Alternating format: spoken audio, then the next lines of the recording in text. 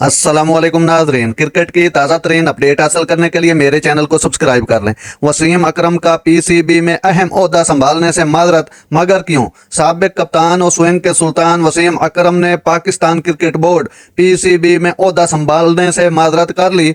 जराये के मुताबिक साबिक कप्तान वसीम अकरम को चीफ एग्जीक्यूटिव ऑफिसर सीईओ या चेयरमैन का मुशीर बनने की पेशकश हुई थी, लेकिन दीगर मसरूफियात के सबब वो कुल वक्ती मुलाजमत के लिए दस्तियाब नहीं है। उनके इनकार पर ही वकार यूनिस का तकर्रर किया गया। Chairman Pakistan cricket board PCB Mohsin Naqvi वफाकी वजीर दाखिला भी हैं। अक्सर उन पर यह तनकीद सामने आती है कि दो ओहदों की वजह से क्रिकेट को ज्यादा वक्त नहीं देते।